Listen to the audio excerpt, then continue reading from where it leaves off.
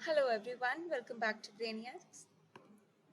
आज के लेक्चर में हम डेकर्स एल्गोरिथम का सेकेंड अटेम्प्ट डिस्कस करने वाले हैं। लास्ट वीडियो में हमने डेकर्स एल्गोरिथम का फर्स्ट अटेम्प्ट डिस्कस किया था।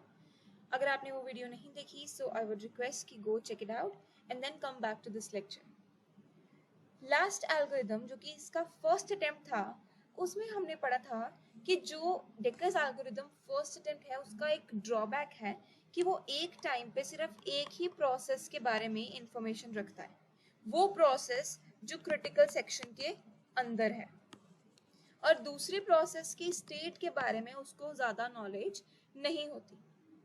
अब उसी ड्रॉबैक को इम्प्रोवाइज करता हुआ ये सेकेंड अटेम्प्ट है।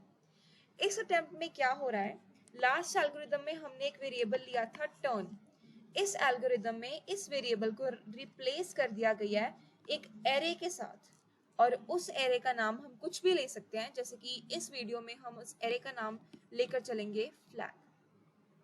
ये जो फ्लैग एरे होगा इसमें प्रोसेस, जो भी दो प्रोसेसेस हैं, सपोज P0 एंड P1, इन दोनों की स्टेट्स की नॉलेज होगी इस फ्लैग में।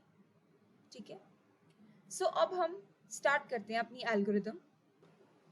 अब यहाँ हमने एक एरे ले लिया, boolean flag true false false. अब इसका क्या मतलब है, जो बूलियन है वो एक डेटा टाइप है, और बूलियन क्यों लगाया है हमने, क्योंकि हम बूलियन वैल्यूज कौन सी होती है, ट्रू और फॉल्स, और जो भी हमारा डेटा ट्रू और फॉल्स में होता है इट मीन्स हमारा वो कौन सी डेटा टाइप के अंदर आ रहा है, बूलियन डेटा टाइप के अंदर। और फ्लैग एरे का नाम है और टू एरे का साइज है, और यहाँ पे हमने बाय डिफॉल्ट P0 और P1 को दोनों को फॉल्स फॉल्स दिया। ठीक है, और एरे की इंडेक्सिंग हमें पता है कहाँ से स्टार्ट होती है, 0 से, तो इसकी इंडेक्स 0, इसकी इंडेक्स 1। अब हम दोनों process that is P0 and P1 इन दोनों के एल्गोरिथम्स लिख लेते हैं और फिर उसे फटाफट से डिस्कस करते हैं। अब सबसे पहले हम प्रोसेस P0 की एग्जीक्यूशन देखते हैं। जब प्रोसेस P0 ने क्रिटिकल सेक्शन में एंटर करना होगा तो वो इंडिकेट करेगा कि मैं इंटरेस्टेड हूँ, मुझे क्रिटिकल सेक्शन में एंट्री चाहिए। ठीक है, वो रिक्वेस्ट करेगा, और जैसे ही वो क्रिटिकल सेक्शन में आना चाहेगा सबसे पहले वो फ्लैग 0 को ट्रू मार्क करेगा। ट्रू क्यों, क्योंकि जो 0 इंडेक्स पे है वो P0 प्रोसेस के लिए है और वो पहले से बाय डिफॉल्ट फॉल्स सेट है। अगर P0 को एंट्री चाहिए तो पहले उसे 0th इंडेक्स पे, यानी कि 0th इंडेक्स पे क्या है, फॉल्स, वो पहले इस फॉल्स को किस में चेंज करेगा, ट्रू में। जब उसने वो ट्रू में चेंज कर लिया इट मीन्स वो शो कर रहा है कि मैं इंटरेस्टेड हूँ क्रिटिकल सेक्शन में जाने के लिए। अब उसके बाद जब वो एंट्री लेगा तो सबसे पहले वो चेक करेगा कि जो फ्लैग 1, जो फर्स्ट पोजीशन है फ्लैग एरे की, फर्स्ट यानी कि ये वाली पोजीशन, कहीं ये ट्रू तो नहीं है। अगर ये वाली पोजीशन ट्रू है तो it means P1 already critical section में प्रेजेंट है और P0 फिर एंटर नहीं कर सकता। P0 को एंटर करने के लिए वेट करनी पड़ेगी। इसीलिए जो वाइल है उसके थ्रू वो चेक कर रहा है कि जो फ्लैग का फर्स्ट प्लेस पे, फर्स्ट इंडेक्स पे जो एलिमेंट है वो कहीं ट्रू तो नहीं है। अगर तो ट्रू है तो P0 क्या करेगा, वेट करेगा अपनी टर्न के लिए। लेकिन अगर ये चीज फॉल्स है इट मींस क्रिटिकल सेक्शन खाली है और P0 अपनी एग्जीक्यूशन स्टार्ट कर सकता है। फिर P0 जब क्रिटिकल सेक्शन में एंटर कर गया और उसने अपनी एग्जीक्यूशन कंप्लीट कर ली, ठीक है, यानी कि अब उसका काम कंप्लीट हो गया। अब उसने वो रिसोर्स, वो जो शेयर्ड रिसोर्स है जो P0 और P1 दोनों को चाहिए, अब उसने वो रिलीज करना है ताकि P1 को पता हो कि अब मैं क्रिटिकल सेक्शन में एंटर कर सकता हूँ। अब वो कैसे करेगा, वो करेगा इस स्टेटमेंट के थ्रू। फ्लैग के एरे के 0th इंडेक्स पे वो वापस से क्या सेट कर देगा, पहले उसने इसे सेट किया ट्रू क्योंकि वो इंटरेस्टेड था आने में। जब उसने अपनी एग्जीक्यूशन कर ली उसने वापस से इसे डिफॉल्ट वैल्यू जो कि फॉल्स थी उस पर वापस से सेट कर दिया ताकि P1 को पता चल जाए कि अब P0 की एग्जीक्यूशन कंप्लीटेड है, अब P1 उस रिसोर्स को एक्सेस कर सकता है। ठीक है, अब ये तो थी P0 की एल्गोरिथम। अब हम सिमिलरली P1 की एल्गोरिथम भी देखते हैं। अब P1 के केस में क्या होगा, जो हमारा बूलियन एरे था उसमें P1 के लिए कौन सा इंडेक्स पे है, फर्स्ट इंडेक्स पे। ठीक है, तो अब जब P1 को अपना इंटरेस्ट शो करना है कि मुझे क्रिटिकल सेक्शन में एंट्री चाहिए, मुझे वो रिसोर्स चाहिए, तो वो क्या करेगा, जो फ्लैग का फर्स्ट इंडेक्स है उसको फॉल्स से किस में कन्वर्ट कर देगा, फॉल्स की वैल्यू ट्रू पे सेट कर देगा, यानी कि वो इंटरेस्टेड है।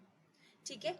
अब सिमिलरली जैसे P0 ने आते ही चेक किया था कि कहीं P1 रिसोर्स को यूज तो नहीं करा, वैसे ही P1 भी आते ही इस स्टेटमेंट के थ्रू सबसे पहले चेक करेगा कि जो P0 प्रोसेस है कहीं वो रिसोर्स को यूज तो नहीं करा। तो यानी कि जो फ्लैग के 0th इंडेक्स पे है, 0 इंडेक्स पे, वो उससे चेक करेगा कि कहीं वो ट्रू तो नहीं है।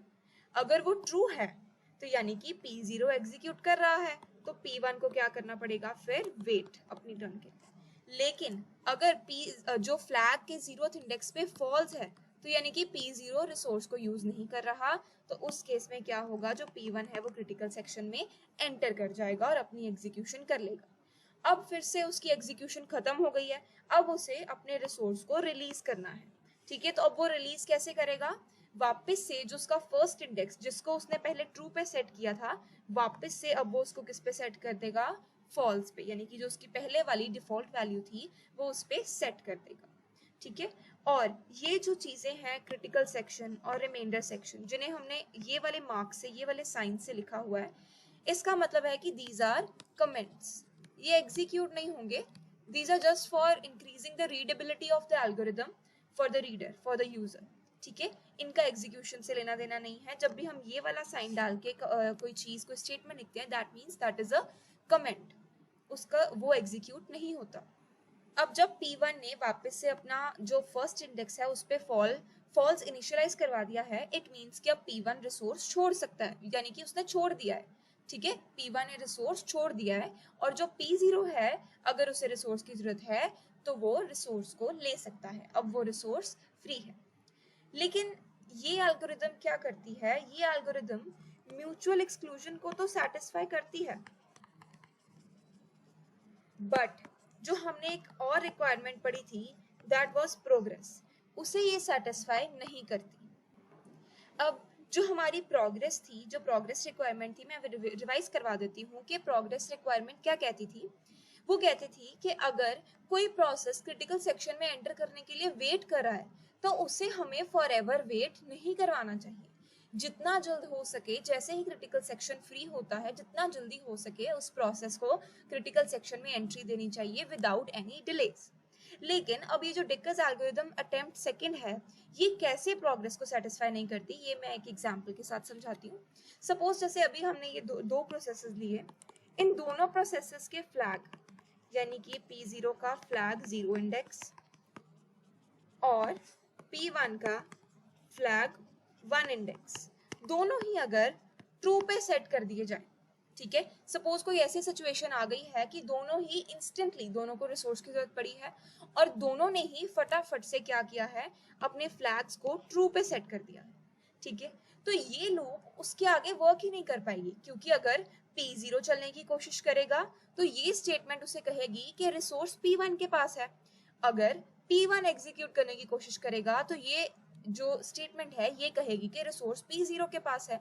तो यानी कि ये एक नेवर एंडिंग साइकिल हो जाएगा, यानी कि रिसोर्स किसी को भी मिल ही नहीं पाएगा और कोई भी जो प्रोसेस है वो रिसोर्स को यूज नहीं कर पाएगा। अब हम इसकी ऑपोजिट सिचुएशन भी लेके देख लेते हैं। अगर ट्रू की जगह दोनों को फॉल्स इनिशियलाइज कर दिया जाए तो भी यही होगा, दोनों को फॉल्स करेंगे, यानी कि P0 फॉल्स है, वो रिसोर्स को यूज नहीं कर रहा। ठीक है, तो P1 भी फॉल्स है, यानी कि इस केस में भी किसी को भी रिसोर्स नहीं मिलेगा। जब P0 एग्जीक्यूट होने की कोशिश करेगा तो P1 फॉल्स रहेगा, यानी कि वो एग्जीक्यूशन जैसे ही करने की कोशिश करेगा उधर से P1 भी उसकी एग्जीक्यूशन करने की कोशिश करेगा, लेकिन जैसे ही वो अपना फ्लैग 0th इंडेक्स का फ्लैग चेक करेगा वो भी फॉल्स रहेगा। तो यानी कि दोनों ही इस कंडीशन में भी एक नेवर एंडिंग सर्कल बनाएंगे, यानी कि चाहे दोनों ट्रू हो इकट्ठे, चाहे फॉल्स हो, किसी भी कंडीशन में किसी भी एक प्रोसेस को रिसोर्स नहीं मिलेगा। इसीलिए प्रोग्रेस की जो रिक्वायरमेंट है वो ये एल्गोरिदम सेटिस्फाई नहीं करती। अब नेक्स्ट लेक्चर में हम अपनी पीटरसन एल्गोरिदम डिस्कस करेंगे। This was all about this lecture. I hope you liked it. Please like and subscribe. Stay tuned.